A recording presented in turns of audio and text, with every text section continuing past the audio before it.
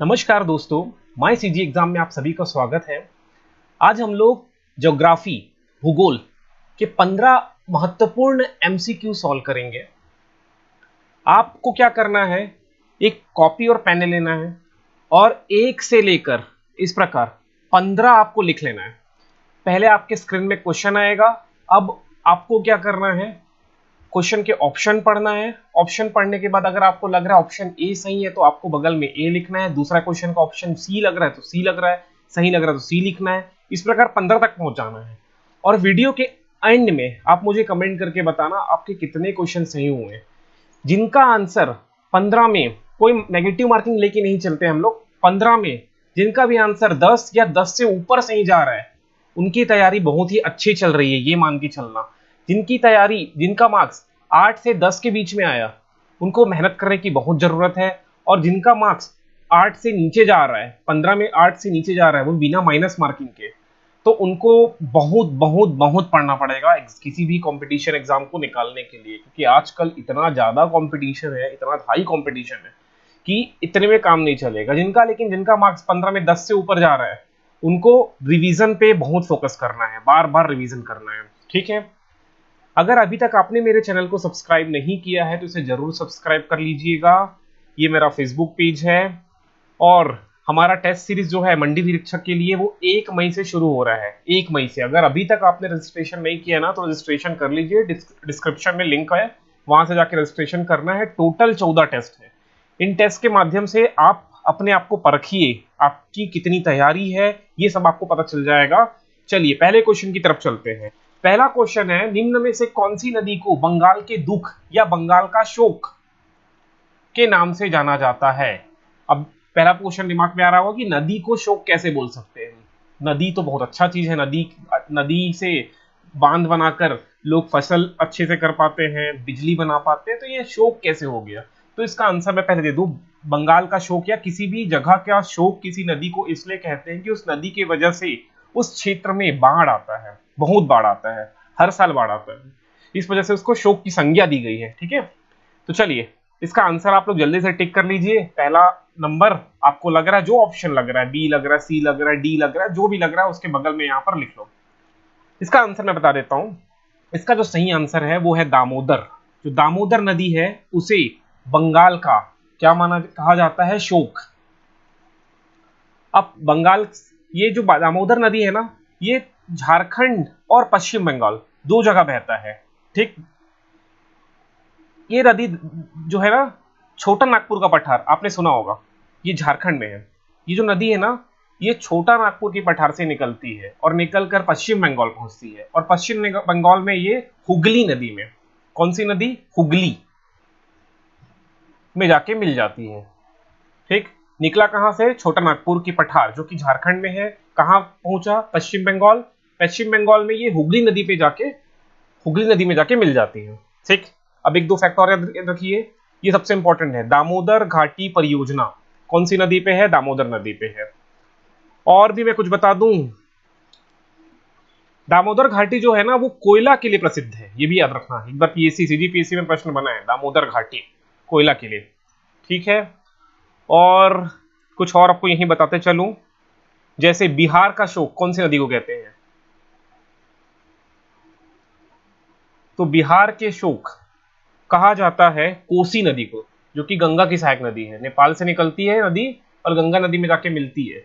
तो ये इसे कोसी नदी को क्या बोलते हैं? बिहार का शोक, क्योंकि इस वजह से बिहार में बाढ़ आता है। कौन सी नदी की वजह से? कोसी नदी। उसी प्रकार असम का शोक, असम, नो डाउट असम का शोक जो होगा वो है ब्रह्मपुत्र।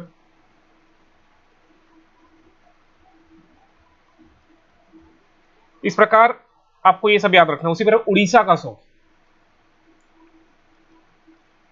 उड़ीसा का शोक महानदी को कहा जाता है। अब मुझे आप कमेंट करके बताना महानदी का उद्गम स्थल कौन सा है, क्योंकि अपने छत्तीसगढ़ से है, यहां से प्रश्न एग्जाम में बनने की बहुत चांसेस हैं। तो महानदी का उद्गम स्थल बताना। और महानदी में एक प्रसिद्ध डैम है जो कि उड़ीसा में है, बहुत प्रसिद्ध है, बहुत ही फेमस डैम है। उस डैम का नाम बताना मुझे। उद्गम स्थल आप कमेंट करके बताना, और बहुत ही फेमस डैम है, उस डैम का नाम बताना, जो कि उड़ीसा राज्य में है वो डैम। ठीक है, चलिए आगे बढ़ते हैं। दूसरा प्रश्न है, नागार्जुन सागर परियोजना कौन सी नदी पर है? नागार्जुन सागर परियोजना, चलिए बताइए। क्वेश्चन नंबर 2, अपना आंसर लिख लीजिए। 2, आपको जो ऑप्शन लग रहा है यहां पर लिख लो। चलिए मैं इसका आंसर बता देता हूं। इसका सही आंसर है कृष्णा नदी। जो नागार्जुन परियोजना है ना, वो कृष्णा नदी पर है। कृष्णा नदी का उद्गम स्थल महाराष्ट्र है, तो महाराष्ट्र के महाबलेश्वर की पहाड़ी से ये नदी निकला है। महाराष्ट्र के महाबलेश्वर की पहाड़ी से ये इस नदी का उद्गम है। ठीक है, और महाराष्ट्र से फिर कर्नाटक, फिर तेलंगाना, फिर आंध्रा, ये 4 राज्यों में बहती है। कृष्ण नदी जल विवाद कौन कौन से स्टेट के मध्य है? ये व्यापम में पीएससी में प्रश्न बनता है। तो कृष्ण नदी जल विवाद जो है वो आंध्र प्रदेश, महाराष्ट्र और कर्नाटक, इनके मध्य है, ये याद रखना। ठीक है, नदी के लिए विवाद तो राज्यों के बीच चलता ही है और उससे प्रश्न एग्जाम में बनते हैं, तो ये सब आपको याद रखना है। इसके अलावा यहां पर मैं आपको गोदावरी नदी के बारे में बता दूं। जो गोदावरी नदी है उसका जो उद्गम स्थल है ये महाराष्ट्र के त्र्यंबकेश्वर पर्वत से निकलती है। कौन सी नदी? गोदावरी नदी। गोदावरी नदी को दक्षिण की गंगा के नाम से जाना जाता है, या उसे वृद्ध गंगा भी बोलते हैं, या बूढ़ी गंगा। ठीक है, ये सब याद रख लेना। चलिए आगे बढ़ते हैं। अगला प्रश्न है, कंचनजंगा किस राज्य में स्थित है? कंचनजंगा पर्वत किस राज्य में स्थित है? क्वेश्चन नंबर 3, आपको आंसर लिख लेना है। चलिए इसका आंसर मैं बताता हूं आपको। इसका जो सही आंसर है वो है सिक्किम राज्य।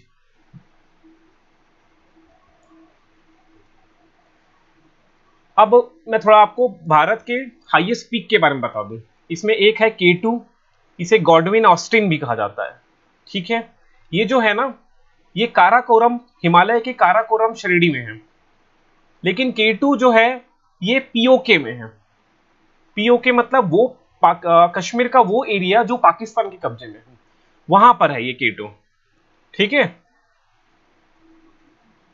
ये देखिए K2 जो है, इसे हम लोग क्या गॉडविन ऑस्टिन के नाम से भी जाना जाता है। इसको याद रख लेना। ये सेकंड हाईएस्ट माउंटेन है अर्थ में पृथ्वी में सेकंड हाईएस्ट माउंटेन है। तो पहला कौन है? Mount Everest. माउंट एवरेस्ट जो है पूरी दुनिया में सबसे ऊंचा पर्वत है। ठीक है, माउंट एवरेस्ट नेपाल में है। और सेकंड नंबर का जो दुनिया में सबसे ऊंचा पर्वत है वो है K2, जिसको हम लोग गॉडविन ऑस्टिन के नाम से भी जानते हैं। और ये जो K2 है ये पीओके में है। ये सब याद रखना। अगर एग्जाम में प्रश्न बना कि भारत का हाईएस्ट पर्वत कौन सा है, K2 ऑप्शन में है तो K2 मारना है। लेकिन K2 ऑप्शन में नहीं रहता कभी कभी, क्योंकि ये वो कश्मीर के वो एरिया में है जो पाकिस्तान के कब्जे में अभी है ना। तो कंचनजंगा जो है ये ऑप्शन में होगा। ठीक, ये कंचनजंगा जो है वो 3rd हाईएस्ट पर्वत है पूरे वर्ल्ड में, 3rd हाईएस्ट है। ठीक है, और ये नंदा देवी भी आपको याद रखना है। चलिए आगे बढ़े। अगला प्रश्न है, चिनाब नदी पर कौन सी परियोजना है? चिनाब नदी पर, चौथा लिखिए और अपना ऑप्शन लिख लो आप अपने कॉपी में, फिर मैं इसका आंसर बताता हूं। चिनाब नदी पर जो है वो है सलाल परियोजना। नदी परियोजना का आपको लिस्ट बनाना है। नदी परियोजना जो फेमस नदी परियोजना है उसका लिस्ट बना लो। नदी परियोजना, ये एक क्वेश्चन ज्योग्राफी के खंड से, भूगोल के खंड से एक प्रश्न आने की बहुत चांस है, बहुत।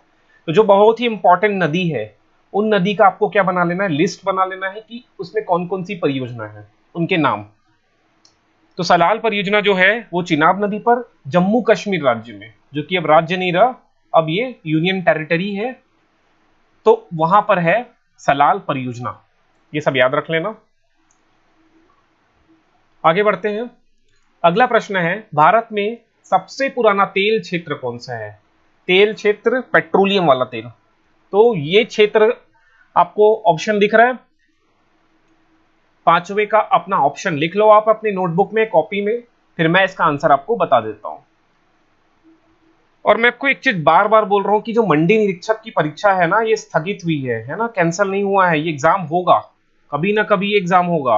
हो सकता है इस महीने के बाद, मई के बाद ये एग्जाम हो जाए।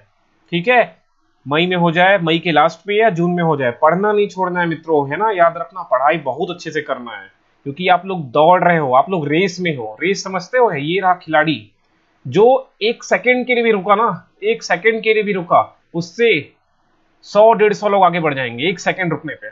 इसलिए मैं बोल रहा हूँ, आप लोग अभी दौड़ में हैं, दौड़ के हिस्सा है। जिस दिन इस दौड़ से बाहर हुए, ये एग्जाम से आप बाहर हो जाओगे मंडी निरीक्षक से। इसलिए रोज पढ़िए, इतना पढ़िए कि आपको सेटिस्फेक्शन आना चाहिए। 5 से 6 घंटा डेली, 5 से 6 घंटा डेली पढ़ना है। और 2 घंटा, 2 घंटा कम से कम आपको रिवीजन या टेस्ट टेस्ट देना है। कहीं से भी टेस्ट दीजिए, इंटरनेट से डाउनलोड करिए, जहां भी आप टेस्ट सीरीज ज्वाइन करो कोई दिक्कत नहीं, लेकिन टेस्ट डेली देना है, डेली दीजिए। ठीक है, एक प्लान बनाइए, शेड्यूल बनाइए और टेस्ट दीजिए। पढ़ाई तो तभी तो आपको पता चलेगा ना आपने कितना पढ़ा है, और पढ़ा है वो याद भी है कि नहीं। तो टेस्ट डेली देना है। चलिए, इसका आंसर मैं बता दूं। भारत में सबसे पुराना जो तेल क्षेत्र है वो है डिगबोई, असम में। ये पूरे भारत का सबसे पहला क्षेत्र है। ठीक है, डिगबोई भारत के असम राज्य में है। ठीक है, और यहां पर कच्चे तेल की खोज की गई थी 19वीं सदी में। डिगबोई असम के तेल नगरी के रूप में जाना जाता है। डिगबोई में एशिया के में पहली बार तेल कुएं का खनन हुआ था। सोचो, डिगबोई जो है एशिया में पहली बार तेल के लिए खनन हुआ था, ये 1901 में हुआ था। ठीक है, यहां पर 1901 में एशिया की पहली रिफाइनरी भी शुरू की गई थी। ये सब याद रखना। एग्जाम में प्रश्न बना कि भारत का सबसे पुराना तेल क्षेत्र कौन है, कहां पर सबसे पहले तेल निकला था, तो वो डिगबोई है, जो कि असम में है। ठीक, ये सब याद रख लेना। तो असम का तेल नगरी डिगबोई को कहा जाता है। ये सब प्रश्न बनते हैं। अगला प्रश्न है माना, जो कि दर्रा है, पास, इंग्लिश में बोलते हैं पास। माना एक दर्रा है जो कि कौन से डैश में नंदा देवी बायोस्फीयर रिजर्व में स्थित है, मतलब कौन से जगह पे ये स्थित है, कौन से राज्य में। माना, आपको एक चीज और याद रखना है, जितने दर्रे हैं करीब 10 से 15 लिस्ट बनेगा दर्रा का। आपको दर्रे का लिस्ट बनाना है, कौन कौन से दर्रा है। ठीक है, दर्रा का लिस्ट बनाइए। हिमालय क्षेत्र के दर्रा, फिर उसके बाद वेस्टर्न घाट के दर्रा।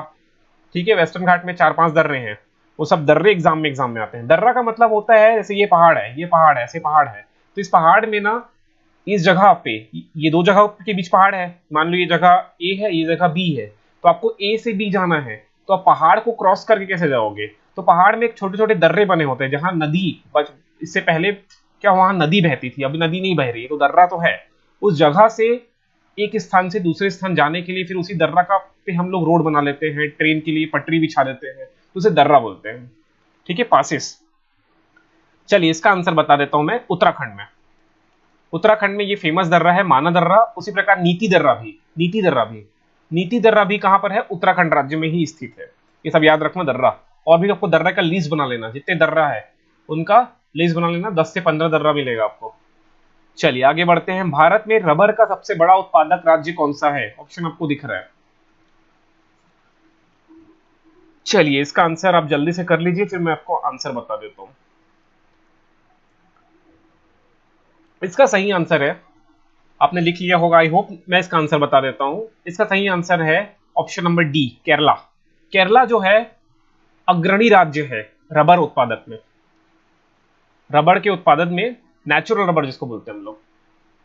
रबर दो प्रकार के होते हैं, एक फैक्ट्री में बनता है और एक नेचुरल होता है। तो नेचुरल रबर का अग्रणी राज्य उत्पादक में कौन है, केरला है। इसका नाम याद रखना। अब एक चीज और बता दूं, आपके व्यापम की परीक्षा में ना, कौन राज्य से कौन सा चीज सबसे ज्यादा उत्पादन होता है, ये भी एग्जाम में आता है। जैसे चीनी, शुगर कौन से राज्य में, चावल कौन से राज्य में, छत्तीसगढ़ नहीं आएगा ना चावल में, याद रखना। तीसरा, गेहूं कौन से राज्य में। ये सब प्रश्न एग्जाम में आते हैं, तो इसका भी एक लिस्ट बना लेना। ये डाटा चेंज होते रहता है हर 2 साल 1 साल में, तो आप लोग करंट डाटा पे जाइएगा, इंटरनेट में सर्च करिएगा 2021 की स्थिति में कौन सा राज्य सबसे ज्यादा शुगर उत्पादन कर रहा है, सबसे ज्यादा चावल उत्पादन कर रहा है, सबसे ज्यादा गेहूं उत्पादन कर रहा है। इस तरह से 10 से 12 जो प्रमुख फसल हैं, जो प्रमुख चीज है, जैसे रबर मैंने बता दिया आपको, इसका लिस्ट बना लेना। आगे बढ़ता हूं, अगला क्वेश्चन है, निम्नलिखित में से कौन सा न केवल भारत में सबसे बड़ा मैंग्रोव जंगल है? मैंग्रोव, मैंग्रोव उसको कहा जाता है जो कि खारे पानी में उगता है, छोटे छोटे जंगल होते हैं मैंग्रोव। नेट में भी सर्च करना, आपको पिक्चर मिल जाएगा मैंग्रोव। तो चलिए इसका आंसर आप टिक कर लो, फिर मैं बता देता हूं। तो इसका आंसर है सुंदरबन। सुंदरबन।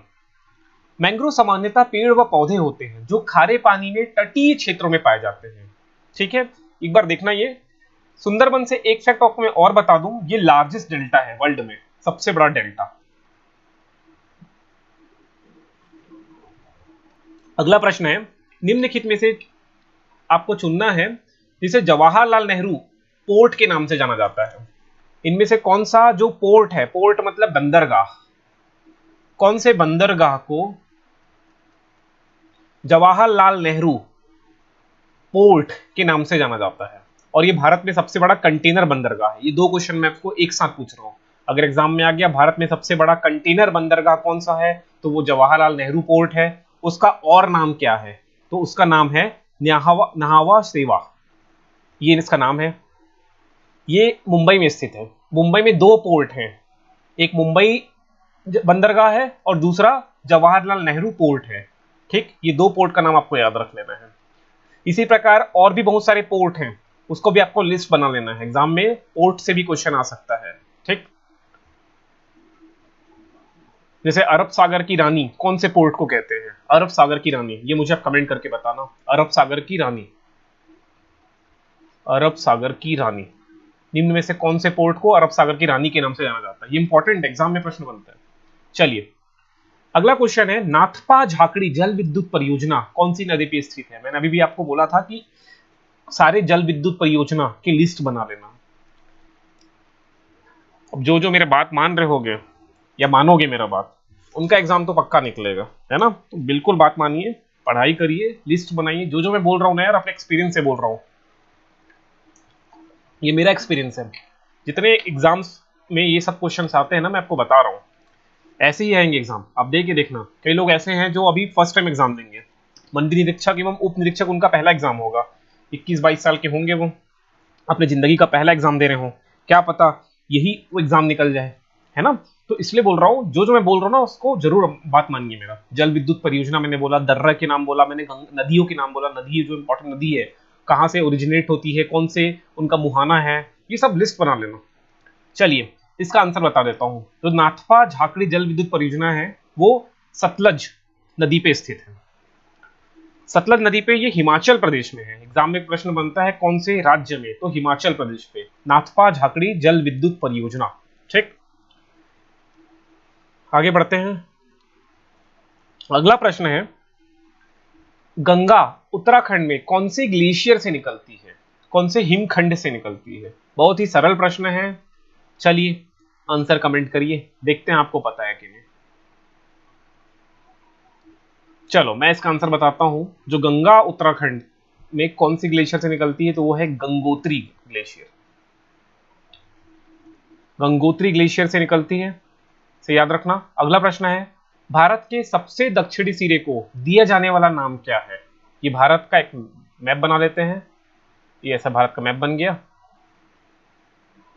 मेरा अच्छे से बन नहीं रहा है, लेकिन आप कंसीडर करिए भारत का मैप है ऐसा। तो ये सबसे दक्षिणी छोर पे, आप ये दक्षिणी जो छोर है ना, उसको क्या बोलते हैं? तो यहां पर हम लोग अंडमान निकोबार भी बना लेते हैं, ये अंडमान निकोबार। तो ये भारत का सबसे दक्षिणी छोर दो है, एक मेनलैंड में मुख्य भूमि पे, और एक ये जो एक्चुअल में है, ये 6 डिग्री 4 मिनट से इसका अक्षांशीय विस्तार यहां से स्टार्ट होता है। तो इसको हम लोग बोलते हैं इंदिरा पॉइंट। इंदिरा पॉइंट याद रखना, क्या बोलते हैं? इंदिरा पॉइंट, इसको इंदिरा पॉइंट बोलेंगे। ये वाला, ये जो हिस्सा है ये इंदिरा पॉइंट। इसको क्या बोलेंगे अब? इसको इसको बोलते हैं कन्याकुमारी। कन्याकुमारी, या इसे कैप केमोरिन भी बोला जाता है, इसी को ही कैप केमोरिन। ये सब प्रश्न एग्जाम में बना हुआ है, कैप केमोरिन, कैप केमोरिन। अब एग्जाम में आया कि भारत का सबसे दक्षिणी छोर कौन है, और इंदिरा पॉइंट आपके एग्जाम में ऑप्शन में नहीं है, और कन्याकुमारी आपके ऑप्शन में है, तो आपको कन्याकुमारी मानना है। ठीक है, कन्याकुमारी मान के चलना है। ये आ जाओ यहाँ पर, देखो तो आप लोग थोड़ा, ये मैप बनाया मैंने। ये क्या है, ये जो रीजन है वो क्या है, कन्याकुमारी है। ये क्या है, कन्याकुमारी, कैप के मोरिन या कन्याकुमारी। इसका विस्तार है 6 डिग्री 8 डिग्री 4 मिनट से, अक्षांशीय विस्तार बता रहा हूं मैं। और यहां पर है अंडमान निकोबार। तो ये सबसे नीचे वाला जो क्षेत्र है उसे बोलते हैं इंदिरा पॉइंट, जो कि 6 डिग्री से चालू होता है, 6 डिग्री 4 मिनट से। उसी प्रकार उत्तरी, सबसे उत्तरी छोरा है वो है इंदिरा कॉल, इंदिरा कॉल सबसे उत्तरी छोर। और उसी प्रकार सबसे जो पश्चिमी है उसको बोलते हैं गौरमोता, गौरमोता, गौरमोता। और सबसे जो पूर्वी छोर है वो है किबिथू, किबिथू। ये सब एग्जाम में प्रश्न बनेगा, किबिथू, किबिथू कहां पर, अरुणाचल प्रदेश में, अरुणाचल प्रदेश में किबिथू। गुजरात में गौरमोता, ये लेह में, लद्दाख में इंदिरा कॉल, मेनलैंड में यहां पर, ये यहां पर कन्याकुमारी। ठीक, ये सब याद रख लेना, ये सारे प्रश्न बनेंगे। चलिए अगला प्रश्न है, किस राज्य में गुइंडी नेशनल पार्क है। एक लिस्ट और बनाइए जो फेमस नेशनल पार्क है। नेशनल पार्क तो बहुत सारे हैं, तो आपको जो बहुत फेमस है हर राज्य के उसका लिस्ट बना लेना। छत्तीसगढ़ में 3 नेशनल पार्क हैं, पहला, दूसरा, तीसरा। आंसर कमेंट कर दो यार, मैं भी देख लूं आपकी कितनी तैयारी है। एग्जाम की तैयारी तो आप लोग कर रहे हैं ना, तो मैं भी तो चेक कर लूं कि छत्तीसगढ़ के 3 नेशनल पार्क का नाम पता है कि नहीं। और एक और कमेंट करो, छत्तीसगढ़ में कितने अभ्यारण्य हैं, कितने अभ्यारण्य हैं, इसका भी कमेंट कर दो। चलिए इसका आंसर तो बता दूं मैं, गुइंडी नेशनल पार्क जो है तमिलनाडु में है। अगला प्रश्न है, निम्नलिखित में से कौन सा एक हिमालय में झील नहीं है, मतलब कौन सा हिमालयी झील नहीं है। चलिए इसका आंसर मैं आपको बता दूं, इसका जो सही आंसर है वो है यांग्याप, यांगपा।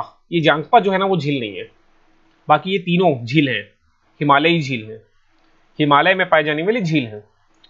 आज का अंतिम प्रश्न है, कौन सी नदी राजस्थान से निकलती है और कच्छ के रण में उत्तर पूर्व में स्थित है। ऐसी कौन सी नदी है जो गुजरात से निकली और कच्छ में जाके खो जाती है। वो नदी अरब सागर तक पहुंच नहीं पाता है। गुजरात में इतनी गर्मी है कि वो गर्मी के दिनों में बीच में ही रण के कच्छ में ही गायब हो जाता है, बीच में, मतलब पानी वेपराइज होकर उड़ जाता है। बरसात के दिनों में ही वो अरब सागर तक पहुंचता है। ठीक है, तो नदी बहुत ही फेमस नदी है, लूनी नदी। रट्टा मार लेना, बहुत बार एग्जाम में आए हैं, बहुत बार, कि कौन सी नदी है वो गुजरात से निकली, अरावली पर्वत श्रेणी से निकलती है और गुजरात के कच्छ में ये खो जाती है। ठीक है, याद रख लेना, बहुत इंपॉर्टेंट प्रश्न है।